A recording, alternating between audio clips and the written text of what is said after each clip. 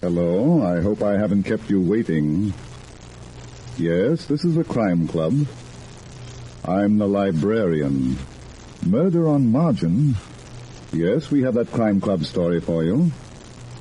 Come right over.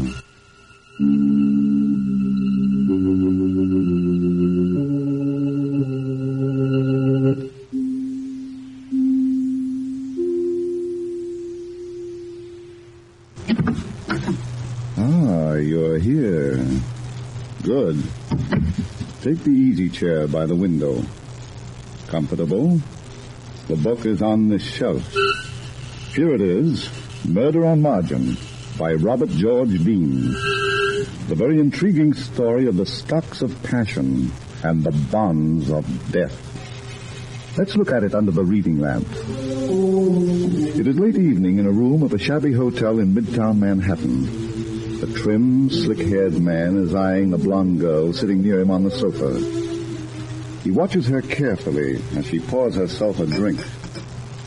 You're hitting the bottle tonight, ain't you, Joan? That's the fourth one you've had. So what? Nothing. Only when you start guzzling like that, it's a cinch something's eating. I told you I was tired. Okay, baby, okay. Come here. Oh, please, Nick, don't. Yeah, you are tired, ain't you? Well, what do you expect? You know better than anyone else what a day I put in. You've had tougher days. Maybe I have. Maybe I'm just getting sick of being a manicurist. Well, I can't blame you for that. I'm not crazy about being a barber, either. Joan. What? Maybe you'll be able to quit your job soon. How? You know Larry Carson, don't you?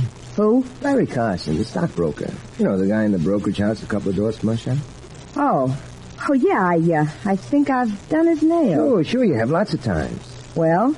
He's a smart trader. Knows the market inside out. Mm-hmm. Well, he's been giving some tips to Tony, who cuts his hair. And Tony's made himself quite a bundle. So what? So I've been talking to Tony. He's going to pass them tips on to me. Oh. I'm going to start right away. Just as soon as Carson gets back. Gets back? Yeah. He told Tony today he was leaving town on a business trip. But he won't be gone long. What's the matter? Oh, nothing. I think it's a swell idea, Nick. You bet it is. Pretty soon I'll have some real dough and then...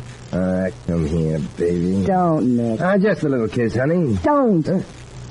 Hey, you act like I'm poison or something. I said, come here. And I said, let go of my wrist. Let go. Hey, you got a bracelet on under your sleeve. You're crazy. Am I? Come on, let me see it. No. Let me see it. My... Just a minute, sweetheart. Okay. Give me back that bracelet. Shut up. Diamonds, huh? Are you dirty two-timing now? Who's the guy? I asked you, who's the guy? Larry Carson gave it to me. Carson? Yeah, it doesn't mean anything, Nick. I swear I've been playing him for a sucker, that's all. Playing him for a sucker? Yeah, just getting all I could out of him for the two of us. No, Nick, don't! For the two of us, huh? Come on, get up. Get up, I said. Don't. Are you all right? Get out. Get out! Okay. I'm going. So long, son.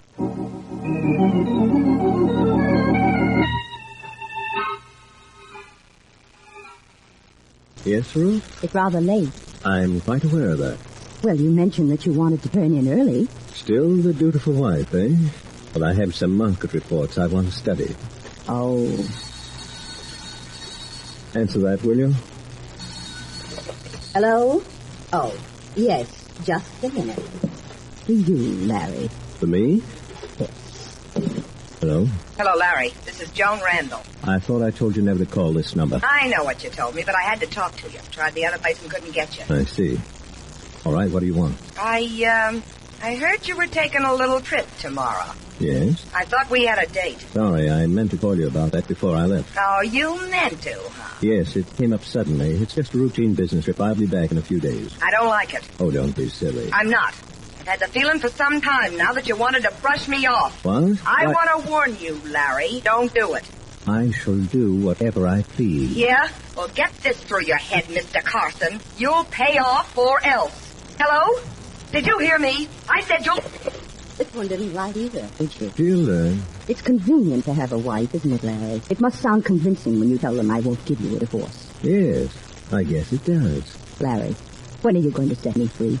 Soon. You've been saying that for months now. Carl and I want to be married, and I want a clean start. That's why I haven't begun any action myself. Yes? We don't want to wait any longer. I want a divorce now. Very moving appeal, my dear. But I confess I don't understand it. You and Carl Hamill? Why, he's strictly a lightweight. Is he? Then why did you ask him to be a partner in your firm? Well, it's quite simple, Ruth. I needed some money. Now I'm sorry I took him in. So is Carl. I don't doubt it. Larry. Hmm? I heard you mention something about a business that... Well? If you were to stay away a long time, it would delay my divorce. That's quite an idea. Yes. I've got another idea, too, Larry. Oh? What is it? I'm afraid I'd better keep this one to myself.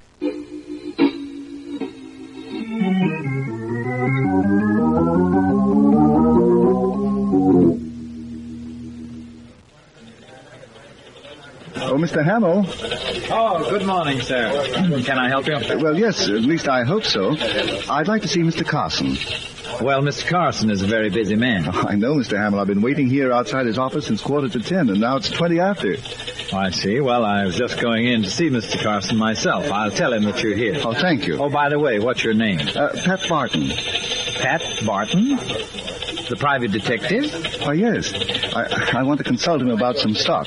Oh, I'll be right back. Okay.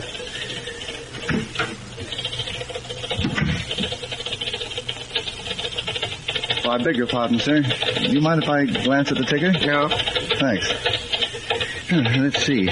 Commercial Solutions, 31.5. Say, that looks like a pretty good stock, doesn't it? Uh-huh. Yes, sir. Might go up to 32. Yes, Larry, I will. Oh, was that last order 29.25? Right. Oh, Mr. Barton. Yes, Mr. Hamill. I told Mr. Carson you were waiting. He'll see you in 15 minutes. Oh, thank you. Meanwhile, I'll just keep my eye on the ticker. Fine. See you later. Right. Let's see.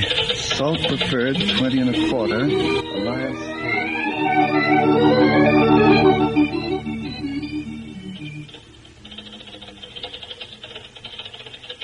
All right, Mr. Barton, I think we can go in now. Okay, Mr. Hamill.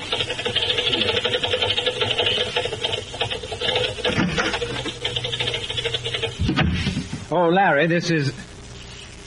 Well, that's funny. He isn't here. You're wrong, Mr. Hamill. Look, on the floor near the desk. Good Lord. Someone put a rope around his neck and pulled it tight. Very tight.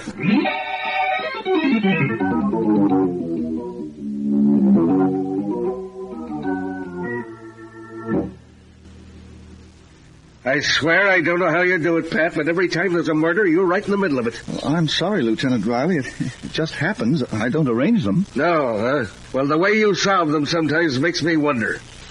Okay, forget it. Let's take another look at the late Mr. Carson. Okay. Let's see. After he was strangled, he must have slipped to the floor. Mm-hmm. But that would hardly account for his mussed-up appearance, though. What do you mean? Well, his shirt is half out, and his belt is twisted. Do you think that maybe he was just a sloppy dresser? No, Lieutenant. You can see his suit was obviously just pressed. And look at the shine on his shoes. Uh-huh. I think the killer must have searched him. For what?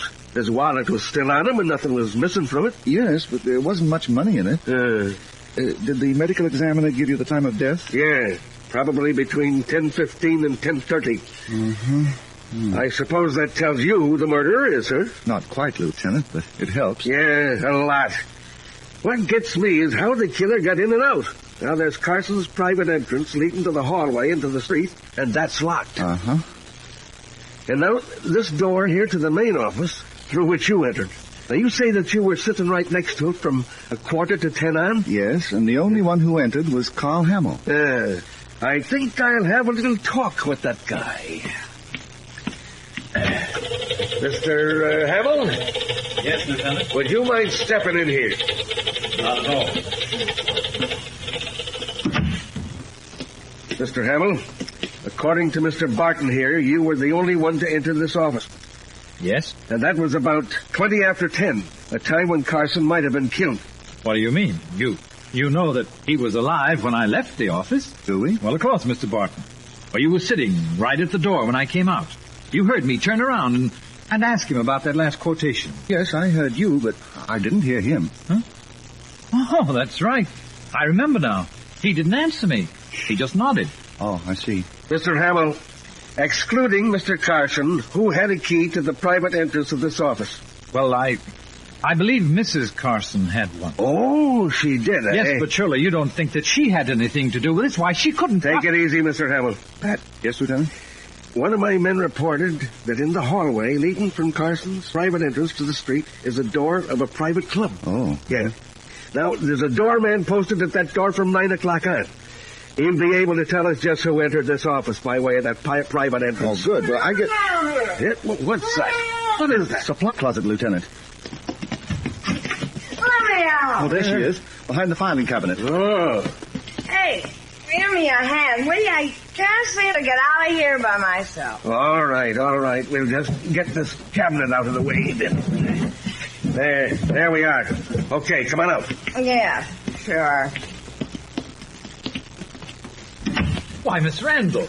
You know this girl, Mr. Hamill? Why, yeah, she's the manicurist at a barber shop a few doors down the street. Oh, okay, Miss Randall, talk. Huh? She seems to be pretty, drunk, Lieutenant. Yeah. What were you doing in that closet, sister? Who wants to know? I'm Lieutenant Riley of the police. Please? Yes. Take a look at the floor near the desk. Oh, Larry's dead, huh? Uh-huh. You ought to know. Me? I didn't do it. No? How'd you get in here? I had a key. Larry gave it to me. Oh. The louse was going to run out on me. I wanted to have a little talk with him. Uh-huh. And I got here early, before 9. Didn't want anybody to spot me coming in. I hid behind the cabinet in the closet. How come you're so boiled? Well, I knew it'd be a long wait, so I took a flask along. I was nervous. And before I knew it, the flask was empty. And then I passed out. Uh-huh. Miss Randall, there's a keyhole in that closet door. Did you see or hear anything that might help us? No, not a thing. I see. Okay, sister. I'm going to send you home to sober up. But don't get any idea that you're out of this mess. I'm going to check on you all the way. Pat? Yes, Lieutenant. Get your hat. We'll start checking with the barber shop where she works.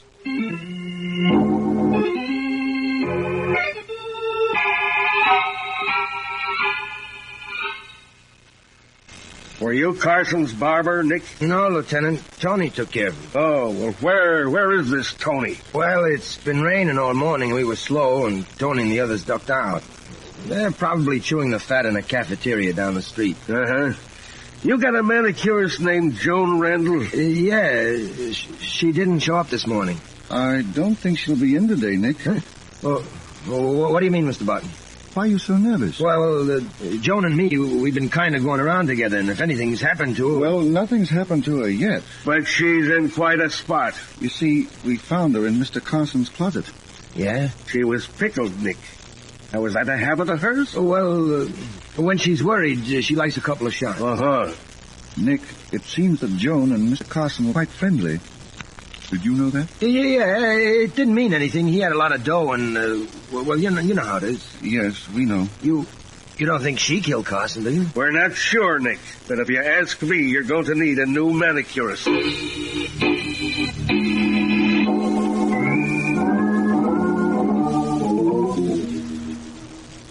For me, Lieutenant, it is unbelievable. I simply refuse to believe it. I know, Sasha, I know. But Carson's dead. You got to help us. Huh? Me help you? How? What time were you at your post this morning? What time? Why, 9 o'clock. In all my 23 years as doorman to this club, I arrive at 9 sharp. Not before, not later. Uh-huh. And from your post, you can see anyone who enters the hallway to go to Mr. Carson's office. Absolutely. Sasha, do you know Joan Randall, the manicurist from the barber shop around the corner? You mean the blonde barish? Sure, I know her. Did you see her enter the hallway this morning? No. Are you sure? Absolutely. She must have got here before 9, like she said. Did you see anyone else, Sasha? Yes, just one person. Who was it? It was Mrs. Carson. Mrs. Carson, eh? What time was that? About 20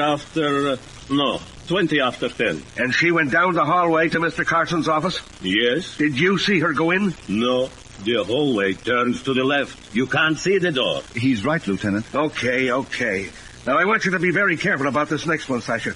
When did she come out? I don't know. Huh?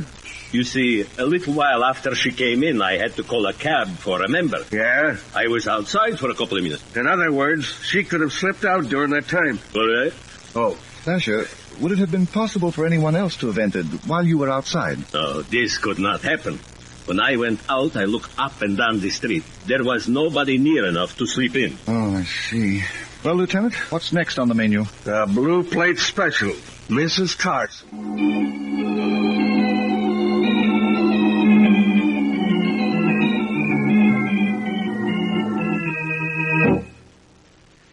Mrs. Carson, do you have any idea who might have murdered your husband? No, Lieutenant. I have. Yes? You, Mrs. Carson. Me? Yes. Why, that's absurd. Utterly absurd. For your information, you were seen going down the hallway to your husband's office. What? Oh, come, Mrs. Carson. The identification was positive. You were there, weren't you? Yes, Mr. Barton. But I didn't see Larry. Huh? Oh, what do you mean?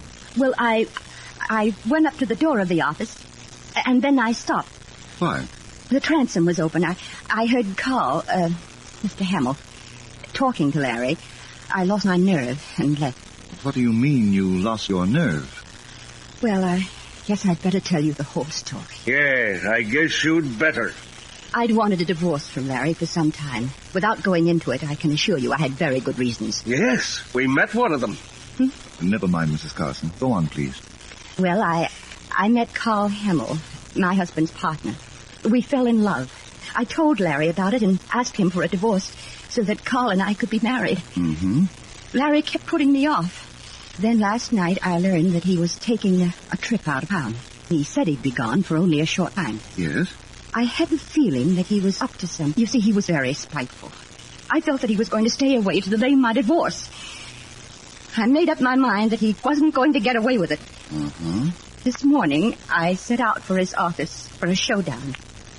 I took a gun along. A gun, huh? Yes, but when I stood outside Larry's door and heard Carl's voice, I realized how foolish I'd been. I knew that I could never kill Larry. Uh-huh. I turned around and went home. Mrs. Carson, did you hear what Mr. Hamill and your husband were talking about? Yes, they were discussing some stock quotations. Did Hamill mention the quotation on murder? What do you mean? You don't think that Carl... Oh, no, he didn't kill Larry. Of course not. He didn't. You didn't. Nobody did. Only the guy is dead, and the commissioner wants to know why.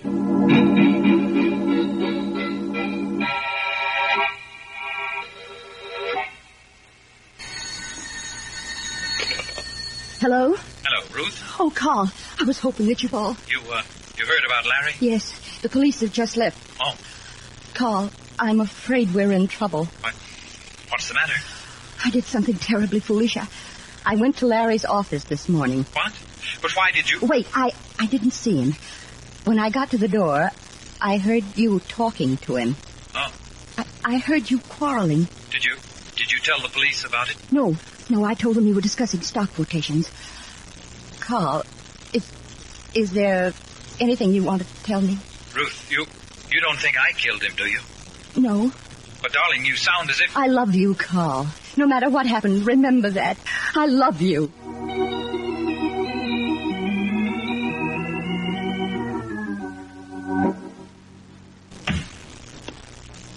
Good evening, Lieutenant. I made it as fast as I could. What's up? I've got some more pieces for our puzzle. You have? Yes. Do you remember when we examined the corpse? You thought the killer had searched him? Yes. Yeah, you were right. And whoever it was made off with $100,000. What? I had a man go over the books at Carson's. There was $100,000 missing from the credit balances. Mm-hmm. Now, it looks like Carson was going to take it on the lam, you see? And he figured on traveling light to throw everyone off guard. Yes, probably just an overnight bag and the money. From the appearance of his disarranged clothing, I'd say he had the cash in a money belt. Uh-huh. Did you speak to Hamill about this? Yes, and he was quite upset. Not only over the loss of the dough, he said. He was worried about the effect on the firm's business. Well, is there any way to trace that money? No, and I haven't got the ghost of an idea who can... Wait a minute. Joan Randall. I've had the feeling that dame was holding something back. You think she took it? Either that or she knows who did. Come on, Pat. Let's get to her before she puts away another quart.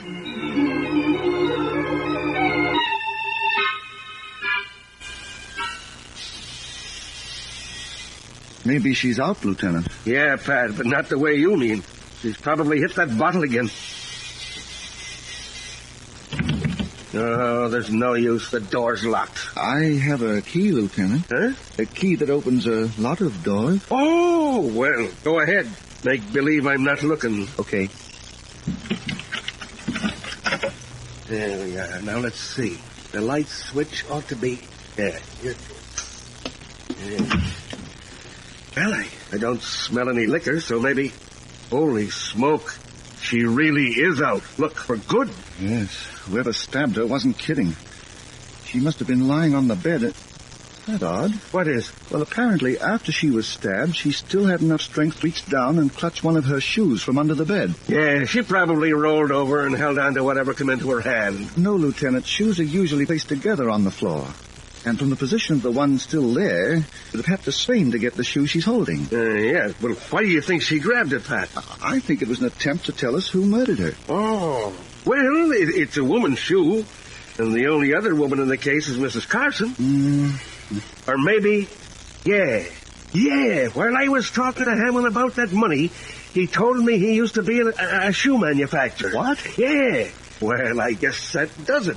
I'm not sure. Huh? There's something that keeps buzzing at the back of my mind. Something that... of course! Larry Carson shoes. Larry Carson shoes? Yes. Now, there's just one thing we ought to check, Lieutenant, and then I think we'll be able to wrap this case up.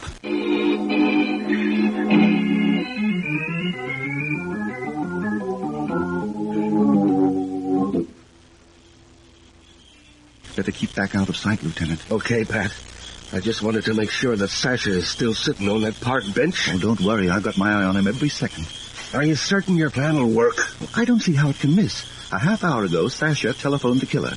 His message will force the murderer to meet Sasha here in the park. I see. Then you expect another knifing job, huh? Right. And we'll have to be on our toes to prevent it. Wait, Lieutenant. I think we're getting a bite.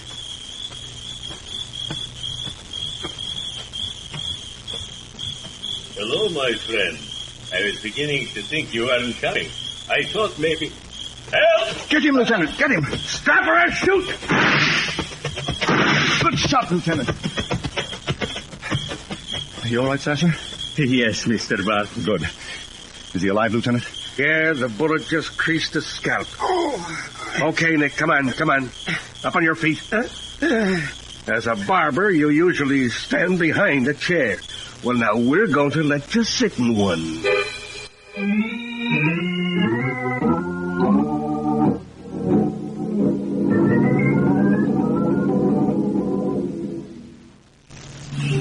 Did Nick reveal where he hid the money, Lieutenant? Yes, it was under the floor in his room. Oh, good. It's nice of you to give me a lift home, Lieutenant. That's all right, Pat. You deserve it. And Sasha, too. It was nothing at all. Only don't ever ask me to do it again. Don't worry, we won't. Say, Pat, how did you tumble to Nick anyway? Well, there was the fact of the shoes, Carson's and Jones'. Carson's shoes were shined, and that was peculiar. Why? Well, since it rained all morning, his shoes should have been spotted. Yeah, that's right. But I failed to see the importance of that fact until Joan was killed. She died in the act of reaching for her shoe. And then it hit me. Someone had shined Carson's shoes. Obviously, he wouldn't have done it himself, so the only other possibility was a shoe shine man. Yeah, but where in the world? Well, since there was no shoe shine man involved in this case, I turned to the only person who could have impersonated one. Nick the barber. Exactly. He was alone in his shop. Not only the barbers were gone, but also the shoe shine man. I see. So Nick dressed up in the dark apron, carried the box, and got by. Yeah. Wait a minute. How did he get into the Carson's office without Sasha seeing him? But you know, Lieutenant, there are some men who are invisible. Invisible? Yes. That is, they're taken for granted. Nobody observes them. Like a mailman, for instance. Oh. Well, a shoe shine man visiting the offices in a business building is exactly the same. You pay no attention to him, so he loses his identity. I see. Of course, when I brought the point up with Sasha, he remembered. Oh, что такое? Я не знаю, что это. What did you say, Sasha? Never again. For the rest of my life will I get a shoe shine.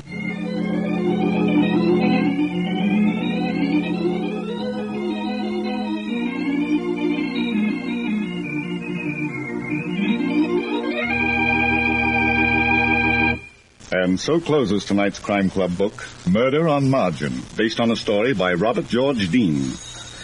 James Erthine did the radio adaptation, Roger Bauer produced, and Jock McGregor directed. Jack McBride played Lieutenant Riley, Julie Stevens was Joan, Helen Shields was Ruth Carson, Danny Ocko played Sasha, Terry Thompson was Pat, Joe DeSantis was Nick, and Sherling Oliver was heard as Carl Hamill. This program came from New York. This is the world's largest network, the Mutual Broadcasting System.